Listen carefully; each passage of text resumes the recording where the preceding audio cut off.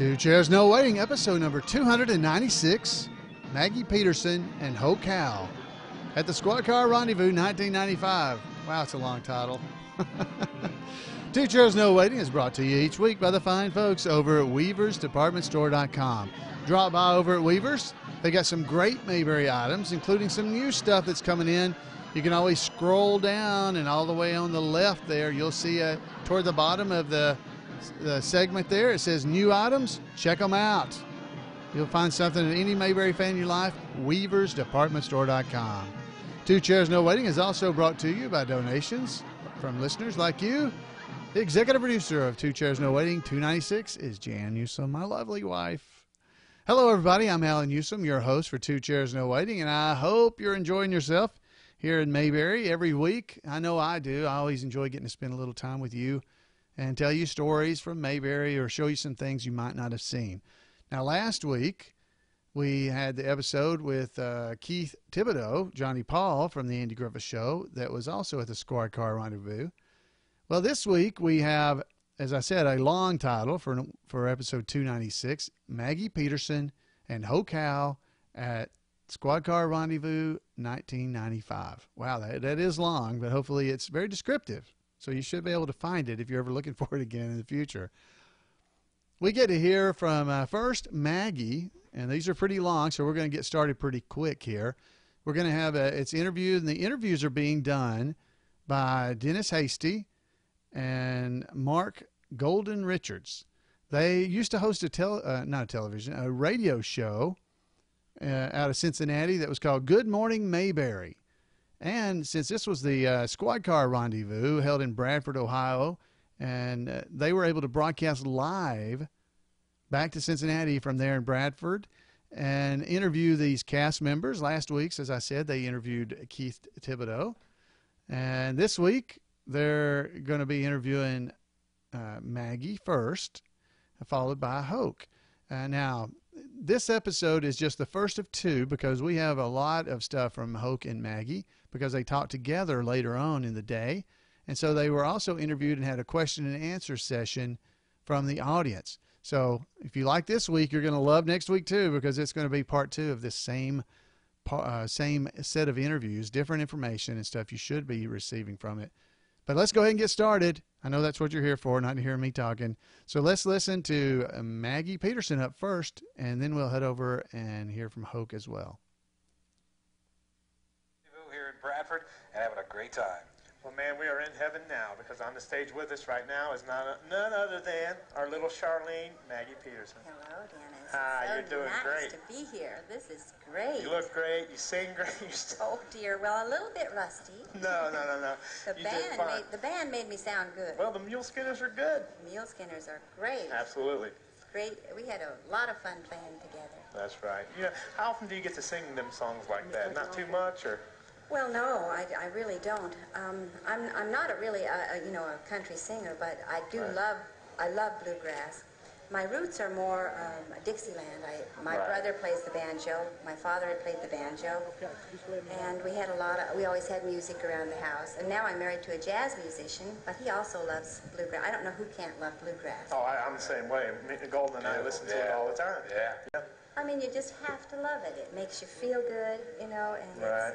That's our favorite music running through the Carolinas. When we get to North Carolina, I say, Golden, flip the radio. We got to find some bluegrass, and the more southern, the better. The more. Oh, I can't wait to get down there. Oh, it's great. It's all over. You'll love it. I'm really looking forward to it. Of course, now this will be the 35th anniversary celebration. You were at the 30th one. That's right. In Charlotte, North Carolina. Amazing, isn't it? Yeah. It doesn't seem like that long ago. No, it sure doesn't. I look at pictures from the event, and I see you, and I mean, you look great, and you sang excellent with the Darling boys, and I'm sure you're going to do it again this time. Oh, yes. Oh, yeah. Yes. Well, what's Charlene been up to lately? Well, let everybody know about what you've been up to. Charlene, where's Charlene been? Well, I live in Las Vegas, Nevada, and which is kind of an odd place for Charlene to end up, wouldn't you think? I would think so.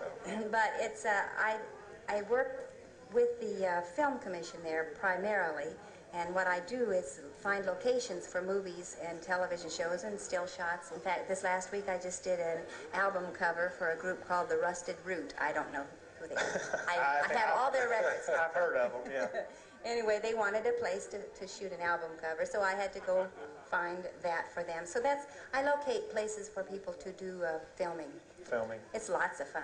No, you had your hand in the Mountain Dew commercials with Mel Torme. Oh, yes, right? You've seen that Mountain Dew commercial. Oh, fantastic commercial. Wonderful commercial. Great. Mel Torme is excellent. Oh, it was wonderful. And we had to we had to secure the sign. We had to make sure the Rio would let us use that sign, and we had to get permits from the police so that they could drive up close to it. And then we had to, I arrange all that kind of thing. Oh, okay. Then when we went downtown, I had to arrange all that too. So it's very exciting. It's a lot of work, but it's a lot of fun. I get to meet wonderful people. Great. Well, now let's go back 35 years. And you may not want to, but we'll go back 35 years. And the time of the Andy Griffith Show. And I love to ask the cast members, did you have any idea that it would turn out like this? Well, there really was no way of knowing how it would turn out. But I can tell you that it was special. Absolutely. See, that's one of the things I always hear is that it was a different. Well, Keith just elaborated on that right before you, and talked how being on the Lucy set was quite a bit different than doing Griffith. The Griffith Show, the people that worked in the crew, the makeup people, the hair people, everybody Andy surrounded himself with were quite special and really understood what the show was about. So you feel that had quite a bit to do with why the show, in its longevity, has stood the test of time? Well, the input, what went into it. Andy would never let anything get by that he didn't feel was real. Right. Whether it was real, a real moment, or whether it's really funny. I mean, that stuff is really funny. That's why we still laugh after you've seen it 20 times. It's hilarious. You still laugh. When you say you fix you and your gun hand a mouthful to eat, and you say fish muddle, and did you bring that fish muddle for us? We've got some right over there. Yeah, okay. It's not moving too fast, though, is it? I can see why. But I remember being a little kid thinking, what is fish muddle? Sounds disgusting, doesn't it? And all my people are from places like that, so I should know what fish muddle is. I have no idea. I mean, the writers, they came up with such great stuff like that. Well, now, how was it seeing Hoke after all this time? Oh, Hoke is the best. He's wonderful. Gosh, we had so much fun last night. He makes me feel 13 years old. He had me giggling. Yeah. It was great to see him. He's a wonderful guy. And of course, Gomer Pyle. Denver, I haven't seen him for some time. But well, now see, he was going to be at the event down in Winston-Salem, and I think he had to cancel. Oh no. Yeah. So see, apparently we won't get to see Gomer Pyle. Gosh. So we'll all have to go to Texas to his big fishing tournament he has every year. We'll have to talk him into going to that. That's right. Of course, now he's stayed with the acting bit for a long time. Yes, he has. He's very long list of things.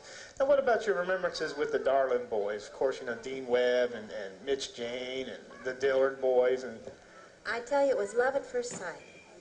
Walked on the set, hadn't met these guys, didn't know anything about these guys. They treated me like their little sister.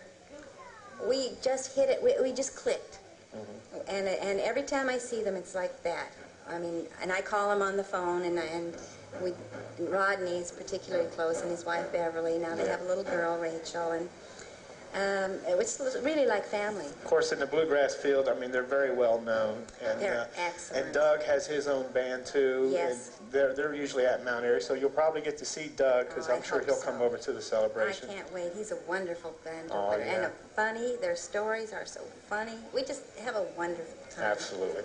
Those episodes, if you're watching television at night and you see one come on, will you watch them? Oh, are you kidding? My husband and I love them. Okay. We have our favorites. We laugh. One of my husband's favorites, he's a musician, is the one where the band is playing. You remember how rotten the band sounds? Right. And then they go around the corner and Freddie Fleet and his band. And the guys playing the trumpet. These hip musicians get out of the car and come around and make it sound good. Oh, Gus loves that one. Right. And Barney's going chicky baby and talking all. Yeah, right. He wants to be hip, Oh, absolutely. So that's cute. A great one. Really a great good. one. Well, once again, the show is they're all just perfect. They're very special. There's no doubt about it. But now some of the other shows you've done, I know you're in Gomer Pyle also. Oh, yes. I was in Gomer a couple times. I was on The Odd Couple a few times. I did a few movies. And Angel in My Pocket. Angel in My Pocket, right. The Love God. Love God with Dawn. That was a wonderful experience. He was just charming, and we had a lot of fun on that. Then I did about 100 commercials. I did lots and lots of commercials for a long time. Made a very good living that way. All right.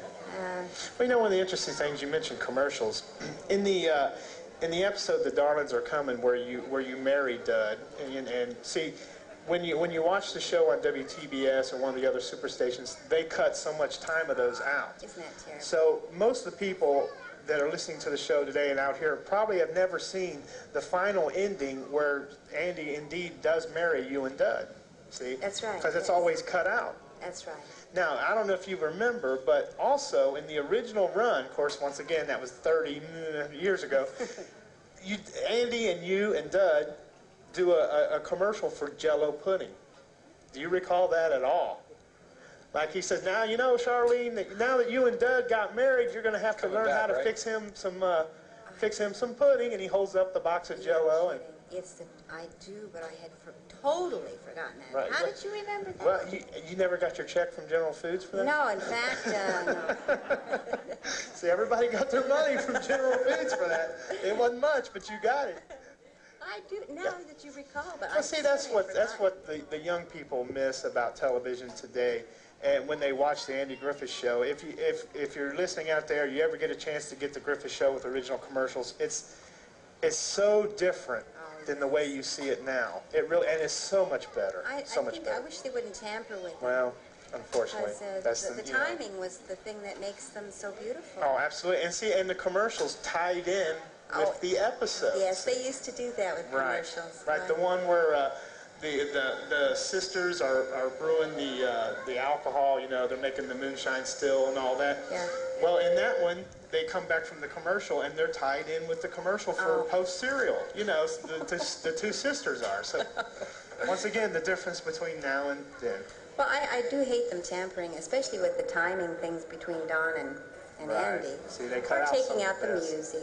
I mean, all those things are subtle. They may be not blockbuster, but they are what make the show, give the show its charm and specialness. Now, we talked about Gomer Pyle. Of course, a lot of fans of the Griffith Show are also big fans of Gomer Pyle. Oh, yes. What are your remembrances about doing, like working with Frank Sutton? Well, I was rather new at it all, so I was kind of a airhead at the time. Maybe still am, but it was all very new to me. So I was kind of, I don't remember much. Is what Don't remember, yeah. Actually, what I remember about Jim, there was a little nightclub in Santa Monica called The Horn. Yeah. Now, The Horn was out on Santa Monica Boulevard, and it was run by a man who had been a voice coach at one of the studios, I think Paramount, or maybe MGM. And he and his wife opened up this little nightclub, and it showcased singers. So that's where Jim worked, and that's where he was really discovered. That's where I worked. Carol Burnett worked there. Vicki Carr worked there. I mean, there's a long line of show business people that is more like a New York kind of thing than a Los Angeles thing. But every now and then you'll hear about the Horn. Yeah. So that's where I met Jim. We got to be very good friends.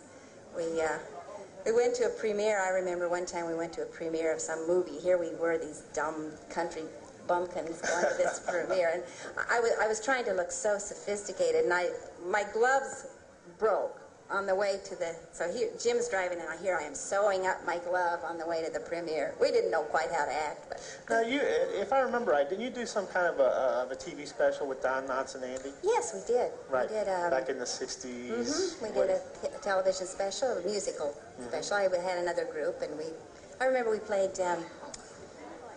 Trombone Charlie. With Andy. He played the tuba. Yeah. Yeah.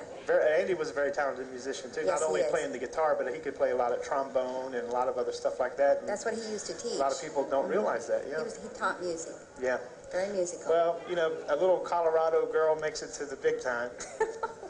Well, it was quite an experience. Well, do you remember, like, the first time? I love to ask people this, too. I mean, because to a lot of the actors and all that, it's no big deal now. But it had to be a big deal at one time. I mean, the first time you saw yourself on television, or the idea that you know that millions of people are seeing you. I mean, millions and millions see you every day now.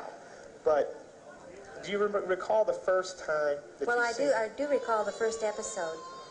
I was working in Scottsdale with a group. I had my own little singing group, and I knew it was coming on. And I didn't sleep the night before. And the night before that, I had a nightmare that something had happened. They weren't going to put it on. Right. And then, I mean, I was like very nervous about it. Yeah. But when it came on, it was a relief, and it was a surprise because I hadn't seen it put together at all. And the response was so great. We got such wonderful response from the Darlings, and that it was really a thrill. Now, a lot of our listeners out there probably don't realize, or they don't know this either, that the Darlings was also an idea. They were going to do a TV series with Yes. the Darlings. Mm-hmm. They did come up with that idea. I don't know what sidetracked it, but we never did. I can only imagine how great that would have been. I think it would have been a good thing. Oh, I think it would have been fabulous. Of course, it would have been great for you. Oh, yes, it would have been terrifically fun. If you could have, held on to that for 2 or 3 years, that would have been, reruns and That's the whole. right. You just never know. Right, and commercial and General Foods money. That's right. That's right. Yes. All right. Well, Maggie, it's so great to have you on the show today. I know everybody out here just want to get a piece of you, get your autograph and talk to you and talk about the old days on the Andy Griffith Show. Well, I just We're love going to let you go. We're going to throw you out there, too. Gonna throw me out. Okay. Maggie Well, Peterson, ladies and gentlemen. Big hand for Maggie. Thank you for having me. My pleasure. Thanks a lot. All right, so now we're going to head over and hear from Hoke Howell. Now, this is an interview just like that one, where it's just it's Dennis and Mark and Hoke. So we're going to head on over there right away. So let's head on over and hear from Hoke Howell. There's Dud. Here I am. All right. Old Dud's him. Of course, Hoke Howell, better known to all the fans of the Griffith Show as Right. Dud Wash. Boy, it's great to see everybody out here today, too. Absolutely. We're all having a good time, aren't we? That's right. I know I am. Oh, you look good. How's everything going for you? Good. I thought after our last show you'd had enough of me. No, are you kidding? I was kind of hoping you'd come to Cincinnati and be my partner on the show. I was going to ditch Golden and go with... Well, that sounds right to me. But have you seen this guy throw darts? He's pretty good. You got to be real careful. Actually, he's a better golfer, I think. Is that right? Yeah, he's a good golfer, too. I got to tell you a story. When I was on that show, I think I'd maybe tell you with George Lindsay. He and I played brothers on a Gunsmoke. Yeah. And anyway, we got these horses we got to ride. We got to come running out of this saloon, get on our horses and go. Okay, once you rehearse this, the horses already know they got to go now. So they're all spooked. Right. So he and I and another brother, we come running out of the saloon, and now the horses are running already down the street. That means we got to get on them at a running mount. Okay, so I jumped on, I couldn't even get the reins. But I'm in the lead, so I'll just fake it. I just hold it like I'm holding reins. And I said, boy, I saved the shot. We don't have to reshoot this. George is like hanging halfway off his horse. I look back, and the other guy, he's being drugged down the street. And this happened every time, man. But anyway, old George was there, and that's the old horse story. It wasn't as amusing as I thought it was. I'm sure it was quite. Well, it seemed, I guess you had to be there. How many times did you have to shoot that scene? Well, we shot that scene about 8 times. About 8 times. There's one guy, they drug him down there 8 times. Absolutely. Foot in the stirrup. Who was a big fan of Lost in Space. He talked about you being on that show. That's right. And But I was playing the same character again. Same character. Now you told us that a couple weeks ago on our show that you kind of got that quite a bit. Well, I did. But I mean, for a while, I talked like Richard Burton. I have been studying how I may compare this prison where I live into the world, and for because the world is populous and here is not a creature but myself, I cannot do it. Yet I'll hammer it out. I'll prove my brain the female to the soul, and my soul the father, and these two will beget a generation of still breeding thoughts. But then I started talking this way again, and that's where I got stuck with it. But I did sound like Richard there for a little bit, didn't I? Right on it, yeah. You were on a roll. Definitely, you were on a roll. Richard didn't think I did, but I worked with him years ago. Of course, now you've done so many television shows, you couldn't possibly remember half of them, probably. No, but if you mention them, I'll remember them. But Well, you know, you could just go down the list. Bang, bang, bang. You've done pretty much all of them. Of course, you said, you know, you worked on the Jack Benny show. You've been on Ed Sullivan several times. You've done, it's just, you name it, you've been there. I have. That's true. And I can't name them. Well, you know, unless I get out my resume. One interesting thing you was telling us was about being on the Alfred Hitchcock show. Now, I didn't get on that. Well, I know, but they wanted you to be on. Yeah, well, I auditioned for that show, and a guy, I don't know, his name was Bleeze or something like that. He didn't like my name. Hoke, he said, you ought to change that. And I said, well, no, I like it. He said, well, you really ought to change it. And I said, well, if I've got to change my name to get on your show, then let's just forget about it. So I never did work one of those shows. Of course you did. And I didn't change my name either. That's right. Well, I'm glad you didn't. I think he should have changed his name. Now, how did they get, how can I say it, when you come off the bus in the first episode, how did they get you to... Look stupid? Did you just... Yeah, how did you look so stupid? No, I just looked that way. I think that's how I got the part. They said, look at that guy. He is stupid looking. Now, you know, an interesting thing, and I'm sure a lot of folks, they always want to know, why in the world did they get Bob Denver to take your place? You mean you want the truth? Yeah. The networks at the time wanted to expose him as much as possible before he did this little show that was coming out called Gilligan's Island. And they wanted to put him in every part there was, so they bumped me off the show and gave him the role. Well, that was a bad mistake. Well, I think it was, you know. I think it was. Now, Bob, he's a good actor, but I don't think he knew what to do with Dud, you know. Right. Can you show us a few things you learned in guerrilla warfare? That's right, boy. I can teach him a couple things I learned in the Army about guerrilla warfare. First, you got to put your hand over in their mouth like this, and you yank on their nose like this. Stop it, boy. You want your nose to face to freeze that away? Well, you know, in one of them advanced classes, I learned how you could rip a guy's ears right off his head. You know, that's advanced stuff, though. You don't want nobody to look at that. You was in the service. Where was you in the service at? I was in the Navy. I was on the aircraft carrier, the Bennington. That's right. During the Korean War. So you did your time. I did my time. That's all right. That's right. And I learned a lot of good stuff in there. Now, on the show as Dud, do you remember what you brought Charlene back from Spokane? That's right. I brought her Tiger Eyes ring right out of Spokane, Washington. And, which I guess that was a big deal for someone like Dud. And in fact, I still got it. Her hair ribbon. Right there. And that's the remainders of that mountain gladiola that she gave me the day I departed to fulfill my country's needs. And I got her letters, too. You kept her letters? Kept her letters. Got them right in my pocket. Well, you know, I bet she thinks you're sweet. Well, I guess so. But, you know, I was gone 3 years, and she only wrote me these 2 letters. You think it was something I didn't know? Well, you know, maybe Charlene had a tough time learning how to write. Well, but I got a feeling Dud had a tough time learning how to read. Yes, right. Well, she didn't write long letters. Dear Dud, how are you? I'm fine. Pa says howdy. The boys are playing good. How is Spokane? See you soon, Charlene. Well, you know, she was kind of sweet on Sheriff Taylor. Yeah, I don't read much between the lines on this, do you? There ain't much to read. Wasn't much to read on the line. That's true. But you know, she was kind of sweet on Sheriff Taylor there. Yeah, well, I don't want to hear about that. That's right. I'd love to show him a couple of things, too, you know what I mean? Just because he's a sheriff don't mean nothing. Well, of course, Hoke Howell. Hoke, it's been great having you here. The folks, it's been my pleasure. They're looking so forward to it. I remember when Bob called me up and was talking about some of the folks he could get, and he mentioned Hoke Howell. I said, stop, Bob. I said, you got to get him up there. You got to get Hoke Howell. So I'm the real reason you're here. Yeah, Bob said he'd have called me sooner, but he thought I was dead.